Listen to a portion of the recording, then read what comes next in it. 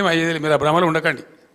Sir, Telangana ఉద్యమ సమయంలో 2001 నుంచి 2014 దాకా కేసీఆర్ కుటుంబ సభ్యులకు పారాగాన్ చెప్పులు వేసుకోనేటువంటి వ్యక్తులు అదే సమయంలో డీజిల్ పోసుకుందామన్నా కూడా కారుకు అట్లాంటి పరిస్థితులు ఉన్నటువంటి వారు ఈరోజు లక్షల కోట్లు సంపాదించారు, వాళ్ళ డబ్బునంతా స్వాధీనం చేసుకుంటామని పదే పదే రేవంత్ రెడ్డి చెప్తున్నారు. చాలా సంతోషం, చేసుకోమని వెంటనే అర్జెంటుగా చేసుకోమని చెప్పాలా.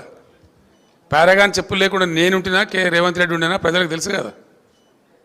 పారాగాన్ చెప్పులు లేకుండా ఎవరు అనేది అందరికీ తెలుసు కదా. దేశంలో ఎవరు భూ కబ్జాదారు, ఎవరు బ్లాక్ మెయిలరు, ఎవరు ఓటుకు నేటి కేసులో పట్టుబడ్డరు, ఎవరు దొంగదందాలు చేసిండ్రు, ఎవరు భూమాఫియా అందరికీ తెలుసు రాష్ట్రంలో.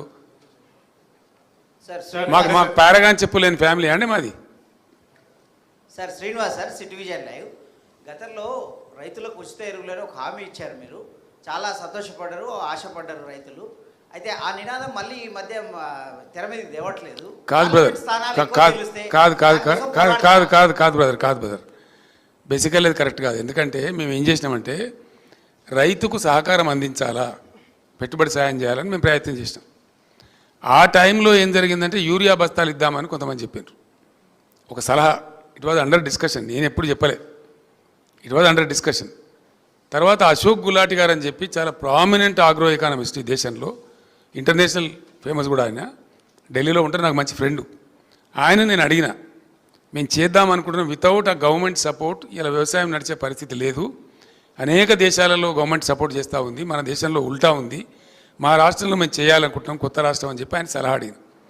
ఆయన ఏం చెప్పినట్టే బ్రదర్, నాకు ఇప్పుడు నువ్వు యూరియా బస్తాలు ఇస్తావు, వానాకాలం వేసుకుని 4 మిగిలి ఉంటాయి ఆయన దగ్గర, నువ్వు మొత్తం ఇస్తావు ఈ పంటకు. ఆయన ఏం చేయాలి, ఈ 4 బస్తాలు అమ్ముకుంటాడు మార్కెట్లో, మళ్ళీ దానికి అపఖ్యాతి వస్తుంది.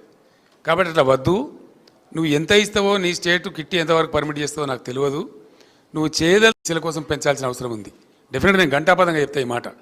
ఎవరైతే అల్పాదాయం కలిగి ఉన్నారో, ఎవరైతే ధనవంతులతో పోటీ పడలేకపోతున్నారో, ఎవరైతే అర్హులై ఉన్నారో, కులాలకు మతాలకు అతీతంగా అందరికీ రిజర్వేషన్లు ఉండాల్సిందే, అవి కొనసాగాల్సిందే. మనది ఒక టిపికల్ దేశం భారతదేశం, ఒక్కొక్క రాష్ట్రంలో ఒక్కొక్క పరిస్థితులు ఉంటాయి. కాబట్టి అన్ని వర్గాలు సమానంగా ఉన్నాయి. కాబట్టి డెఫినెట్గా రిజర్వేషన్లు తీసేస్తాము, అవి ఎవరైనా సరే వాళ్ళకి నేను వ్యతిరేకిని, మా పార్టీ వ్యతిరేకం. 100% ముస్లింల రిజర్వేషన్ తీసేయడం తప్పు. వాళ్ళకైనా ఉంటే ఉన్నదాన్ని కొనసాగించండి, ఇంకోటి పెంచితే పెంచండి, అట్లా ఉండాలి. కానీ ఒక ముస్లిం ద్వేషం పెట్టుకొని వాళ్ళ చుట్టూ ఈ పొలిటికల్ గేమ్ ఆడడం అనేది చాలా దిక్కుమాలిన దరిద్రం కూడా చర్య. సార్, పార్లమెంట్ ఎన్నికల తర్వాత పార్లమెంట్ ఎన్నికల తర్వాత బీఆర్ఎస్ నుంచి చాలామంది ఎమ్మెల్యేలు కాంగ్రెస్ పార్టీకి వస్తారని చెప్పి కాంగ్రెస్ మంత్రులు చెప్తున్నారు. ఇప్పుడు వస్తారు, ఎన్నికల తర్వాత ఇంకా చాలామంది వచ్చే అవకాశం ఉంది అని చెప్పి 20-25 మంది ఎమ్మెల్యేలు వస్తారని మంత్రులు చెప్తున్నారు. సార్, ఏం కావాలంటారు మీకు? ఎందుకు ఎమ్మెల్యేలు వస్తారంటున్నారు, మీరు మీ దగ్గర ఏమైనా సమాచారం ఉందా? నేనేమంటున్నా అంటే, ఒకరోజు రేవంత్ రెడ్డి గారు మాట్లాడి, ఇవాళ సాయంత్రం వరకు నీ దొడ్లు ఎంత ఉంటారో చూసుకొని, నా దొడ్డు అయితే ఇంటాక్ట్ ఉంది ఆయన మాట్లాడిన తర్వాత, ఇది కూడా అంతే ఉంది. రెండవది, ఈయననే బీజేపీలకు జంపు కొడుతున్నాడని కాంగ్రెస్లోనే చాలా అనుమానాలు ఉన్నాయి డెఫినెట్గా. ఎందుకంటే ఆయన కేసులు కొలిక్కి వస్తున్నాయి. ఓటుకు నోటు కేసు ఏదైతే ఉందో అది భయంకరమైన కేసు, రెడ్ హ్యాండెడ్గా ఆయన పట్టుబడ్డ కేసు, ఆయన తప్పించుకోలేడు కూడా, ఎవరు తప్పించలేరు. కాబట్టి అది మన కింది మీద అయితే ఈయననే బీజేపీలకు జంపు కొడతాడు కేసులు తప్పించుకోవడానికని పెద్ద ప్రచారం ఉంది. అందులో భాగంగా నిజంగా జరుగుతున్నది ఏంటంటే, నన్ను ఎవరు డైరెక్ట్ కన్సల్ట్ చేయలేదు, కానీ మా పార్టీలో ఉన్న ముఖ్యులను కాంగ్రెస్ పార్టీలో ఉన్నటువంటి ఒక వర్గం అంతా కన్సల్ట్ చేస్తూ ఉన్నారు. కన్సల్ట్ చేయడంగా స్పష్టంగా చెప్తున్నారు సంఖ్యతో సహా, అన్న మేము 26 నుంచి 33 మంది ఎమ్మెల్యేలు రెడీగా ఉన్నాము, మేము కలుస్తాము, ఇద్దరం కలిసి గవర్నమెంట్ ఫామ్ చేద్దామని చెప్తున్నారు. మరి రేవంత్ రెడ్డి తదాస్తు దేవతలు ఉంటారు పైన, మరి అటు నుంచి ఇటు వస్తారో, ఇటు నుంచి అటు పోతారో చూద్దాం ఏం జరగబోద్దు. సార్, మీరు ఇందాక జాతీయ స్థాయిలో బీఆర్ఎస్ మళ్ళీ బలపడుతుందన్నారు. ఈ అసెంబ్లీ ఎన్నికల తర్వాత ఇది చాలా చర్చ జరిగింది, బీఆర్ఎస్ టీఆర్ఎస్గా మారిపోతుంది అనేది. దీని జరగదండి, నేను చెప్పిన కదా, బీఆర్ఎస్గానే ఉంటుంది, no doubt about it. KCR గారు ఇక్కడ సార్ ఎంతో సంక్లిష్టమైనటువంటి అంతర్జాతీయ విషయాలను సైతం సరళంగా, సూటిగా, స్పష్టంగా మాట్లాడే కేసీఆర్ గారు లేని లోటు అసెంబ్లీలో స్పష్టంగా కనబడుతుంది. ఆ లోటును ఎప్పుడు భర్తీ చేయబోతున్నారు? నెక్స్ట్ సీజన్ నుంచి చూస్తారు కదా కేసీఆర్ ప్రళయ గర్జన, డెఫినెట్గా చూస్తారు. Sir, BRS party next parliament elections తర్వాత కేంద్రంలో మంత్రులు చేస్తామని మీరు చెప్తా ఉన్నారు, మీరేమైనా ప్రధాని రేసులో ఉంటారా? 100% ఉంటే అవకాశం వస్తే ఎందుకుండానే అవకాశం వస్తే ఉండరు, ఎవరైనా నాకు అర్థం గమ్మతు. నువ్వు నీకంత అమాయకున్నా అవకాశం రావాలనే కానీ ఎందుకుండవు నాకు అర్థం కాదు. I will be in the race. మా సురేష్ బాయ్ సాబ్ నవ్వుతున్నాడు, ఆయనే రేపు కేశవరావు వెళ్ళిపోయింది కాబట్టి రేపు మా parliamentary party leader Suresh Reddy గారు కాబోతారు. రేపు నేను లెటర్ ఇష్యూ చేస్తా ఉన్నా చైర్మన్కు. సో ఈ will be the main player in Delhi on behalf of BRS.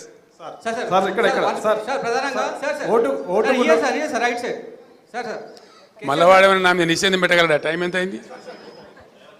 KCR sir ఉన్నది. సార్, ప్రధానంగా బీఆర్ఎస్ పార్టీ నుంచి వీడి వెళ్తున్నటువంటి నేతలు ఎవరైతున్నారో పార్టీ పైన ఆరోపణలు చేస్తూ పోతున్నారు.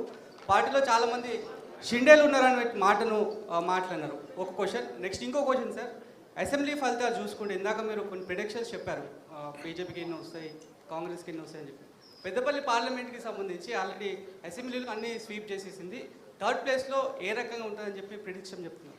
ఖచ్చితంగా చెప్పచ్చు బ్రదర్, చాలా సింపుల్ అది. ఎందుకంటే పోయినసారి ఎన్నికల్లో మేము 7 అసెంబ్లీకి వచ్చిన సీట్లు 2 కోల్పోయినాం. మేము పోయిన పార్లమెంట్ ఎన్నికల్లో 18లో మేము గెలిచిన తర్వాత 7 అసెంబ్లీ సీట్లు నిజామాబాద్ సెగ్మెంట్ మేము గెలిచినాం, కానీ మేము అక్కడ ఓడిపోయినాం. అట్లా 6 సీట్లు గెలిచిన దానికి కూడా ఓడిపోయినాం. తారుమారు అయిపోతే అట్లా ఉండదు. ప్రజలు అభిప్రాయం అనేది మారుతుంది డెఫినెట్గా. ఈరోజు నేను ఇందాక చెప్పిన కారణాలన్నీ ఒక ఎత్తు. రెండవది, మాదిగ సామాజిక వర్గానికి మాకు టికెట్ ఇవ్వలేదని చెప్పి వాళ్ళు చాలా ఆగ్రహంగా ఉన్నారు, చాలా ఆగ్రహంగా.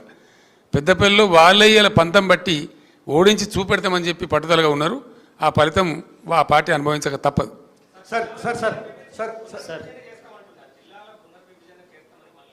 నేను ఒకటే మాట చెప్తా ఉన్నా, ఈ ప్రభుత్వానికి ఏం పని లేదు, పలిలేని మంగళి పిలితల కొరిగిండి అన్నట్టుగా అసలు చేయాల్సిన పని వదిలిపెట్టి అన్ని పనికి మాలిన పనులు వీళ్ళు ముందరేసుకుంటున్నారు.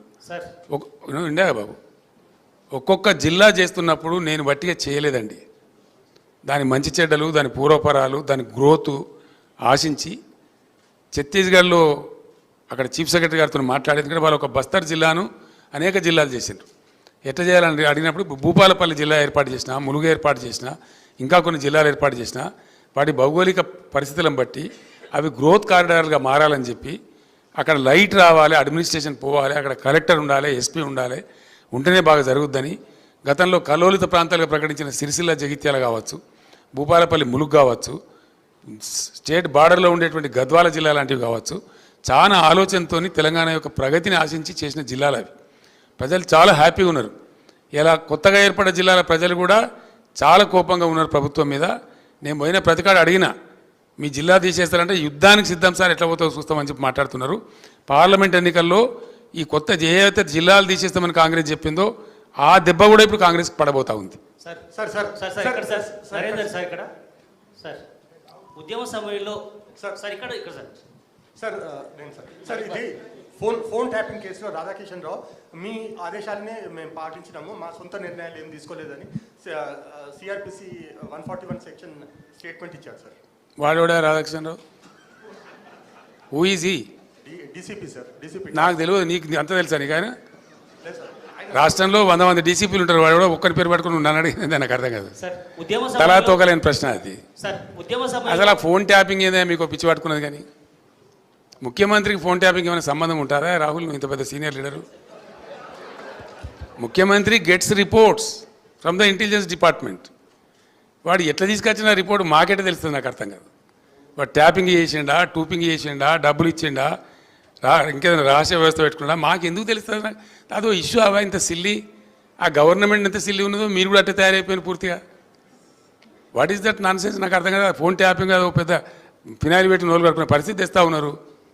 ఎవడో కొందరు బాగాగాలు పని లేక ఫోన్ ట్యాపింగ్ తోకట ఏం ట్యాపింగ్ అయినా నాకు అర్థం కాదు. ఇలా ఈ ముఖ్యమంత్రి తరఫున ఇంటెలిజెన్స్ ట్యాపింగ్ చేస్తలేదా అండి? Do you say that? ప్రతి ప్రభుత్వానికి ప్రపంచంలో గూఢచార వ్యవస్థ లేని ప్రపంచమే ఉండదు, ప్రభుత్వమే ఉండదు.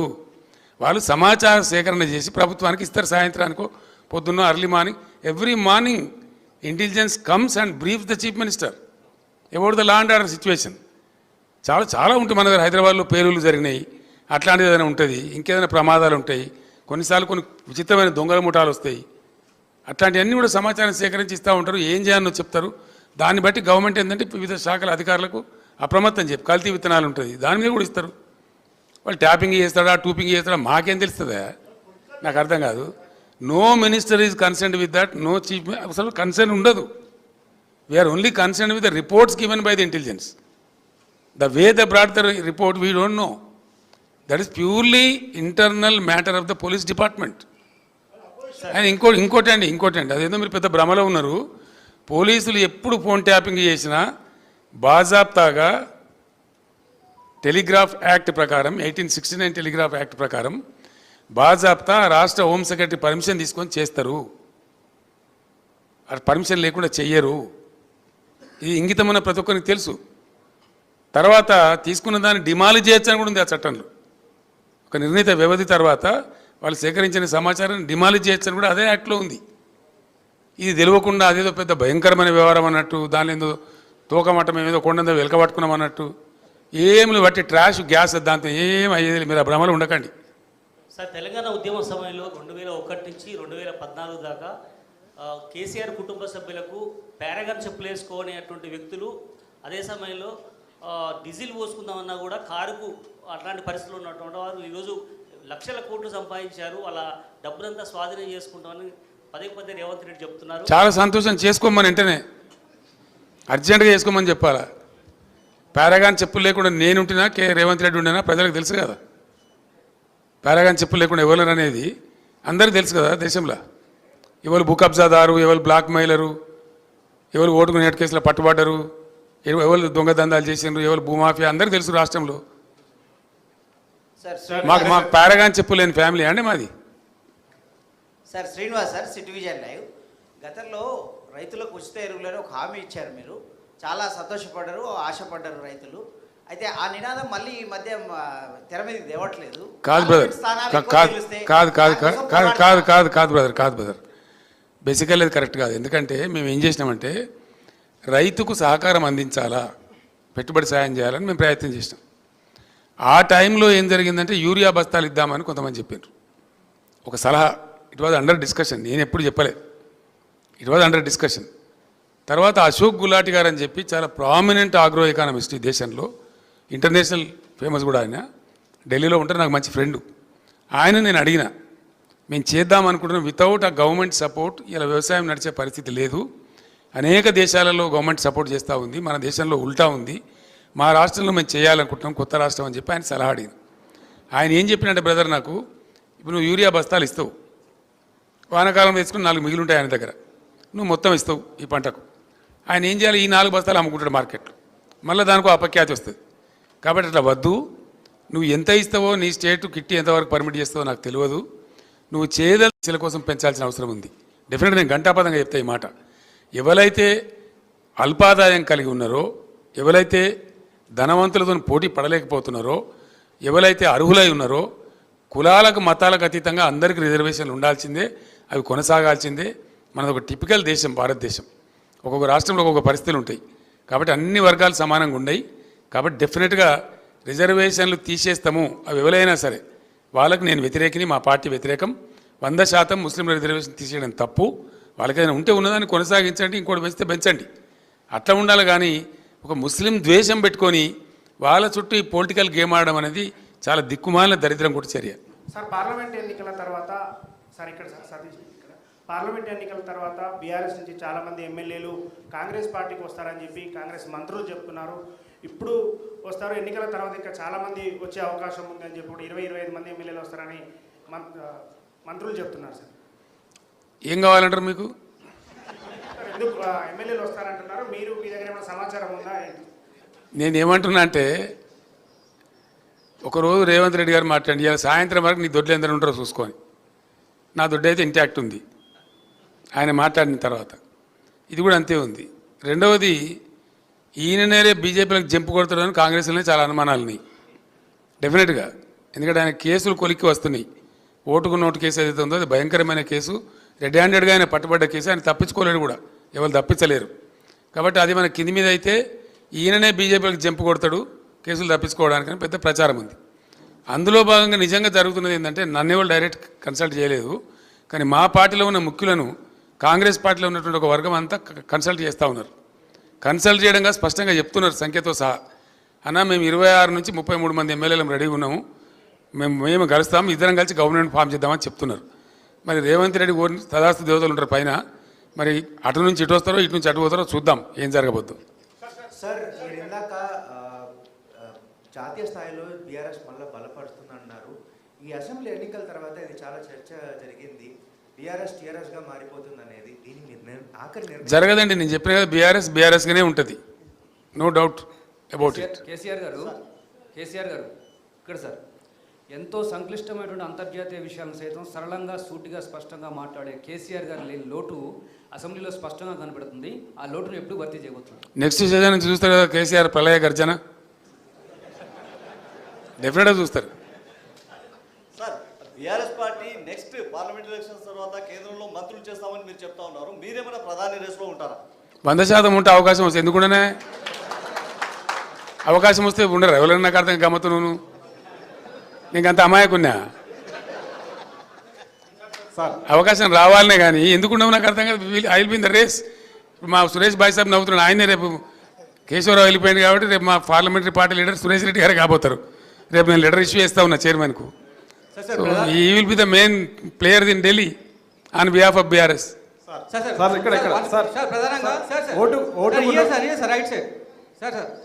మళ్ళీ వాడేమైనా నా మీద నిషేధం పెట్టగలడా? టైం ఎంత అయింది? కేసీఆర్ సార్ ఉన్నా సార్ ప్రధానంగా బీఆర్ఎస్ పార్టీ నుంచి వీడి వెళ్తున్నటువంటి నేతలు ఎవరైతున్నారో పార్టీ పైన ఆరోపణలు చేస్తూ పోతున్నారు.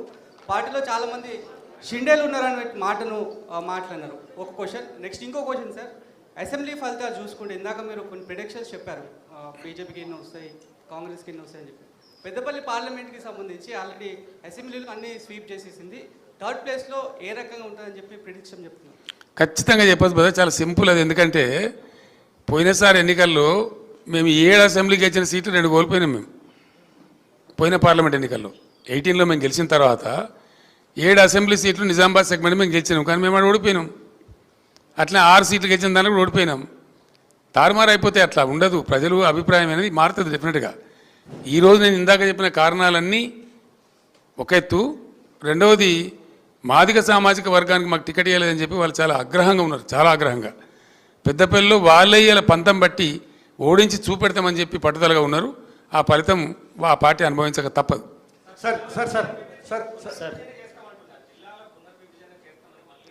నేను ఒకటే మాట చెప్తా ఉన్నా, ఈ ప్రభుత్వానికి ఏం పని లేదు, పలిలేని మంగళి పిలితల కొరిగిండి అన్నట్టుగా అసలు చేయాల్సిన పని వదిలిపెట్టి అన్ని పనికి మాలిన పనులు వీళ్ళు ముందరేసుకుంటున్నారు. ఉండే బాబు, ఒక్కొక్క జిల్లా చేస్తున్నప్పుడు నేను వట్టిగా చేయలేదండి. దాని మంచి చెడ్డలు, దాని పూర్వపరాలు, దాని గ్రోత్ ఆశించి ఛత్తీస్గఢ్లో అక్కడ చీఫ్ సెక్రటరీ గారితో మాట్లాడేది. వాళ్ళు ఒక బస్తర్ జిల్లాను అనేక జిల్లాలు చేశారు. ఎట్లా చేయాలని అడిగినప్పుడు భూపాలపల్లి